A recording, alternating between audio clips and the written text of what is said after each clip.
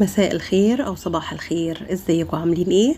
النهارده هنعمل حاجه كده في منتهى الروعه. شوفوا هشه ازاي، هشه وجميله والطعم خرافه. بصوا ما شاء الله جميله. عملنا منها بالجبنه. شوفوا الهشاشان.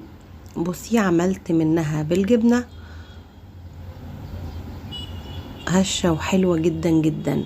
وعملنا كمان منها ايه بالشوكليت، حاجة كده في منتهى الروعة. هتعملوها وتعجبكم. يلا بينا نشوفوا الطريقة.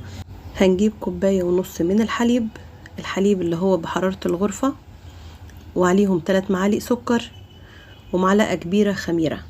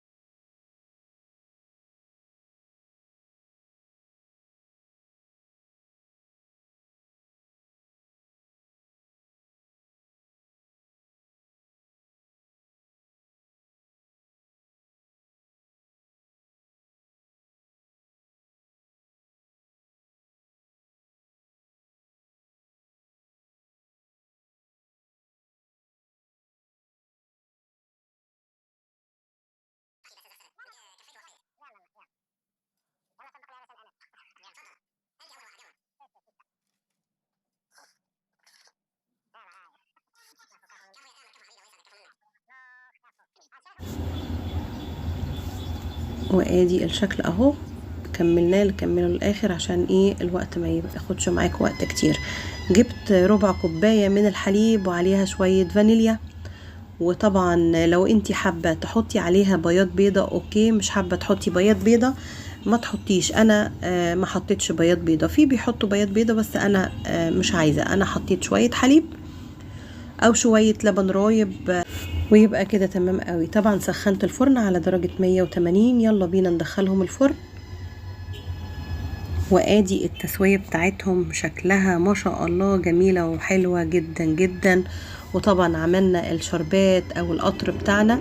القطر بتاعنا 2 كوباية سكر وعليهم 1.5 كوباية مية وعصرة ليمونة. طبعا عايزة تنكهيها تحطيها فانيليا او اي حاجة انتي عايزة تحطيها. انا حطيت باكت من الفانيليا وعصرة ليمونة. شوفي ما شاء الله شكلها تحفة تحفة، حلوة قوي قوي. وطلعت من الفرن كده ونزلت عليها بالشربات او بالقطر اللي انتوا شايفينه ده. الطعم والريحة ما شاء الله. الطعم لسه هدوق واقول لكم، بس انا مجرباها قبل كده. طعمها حلوة جدا جدا، فطار او عشاء يعني في منتهى اللذاذة والروعة. وسقيت طبعا دي كمان اللي سقينا اللي بالشوكليت واللي بالجبنة، حاجة كده روعة روعة روعة.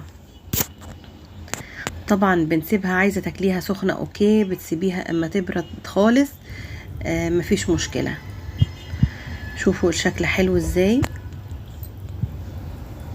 ادي اللي بالجبنة، وادي طبعا اللي بالشوكليت اللي هي التانية اللي انتوا شفتوها. يلا بينا ايه، سبتها 10 دقايق اتشربت الشربات او القطر بتاعها، ونشوف بقى وندوق. يلا نقول بسم الله. ادي كده ايه اللي بالشوكليت. بسم الله الرحمن الرحيم. ناخد قطعة كده، طبعا هي لازقة في بعضها، دي طبيعة خلية النحل. خلية النحل بتبقى لازقة ايه في بعضها كده بالشكل اللي انتوا شايفينه. بسم الله الرحمن الرحيم. ناخد واحدة كده، نفتحها كده. بسم الله الرحمن الرحيم. شوفوا الجمال بقى، حلوة قوي قوي قوي، رائعة. بصي هشة وطرية وحلوة جدا جدا. ان شاء الله كده تقومي وبسرعة بسرعة تعملي الطريقة الجميلة الحلوة دي. وادي اللي بالجبنة، هشة وطرية برضو. بصوا بالجبنة. يا رب الطريقة تكون عجبتكم، واشوفكم في وصفة جديدة مع أميرة المسلماني. مع السلامة.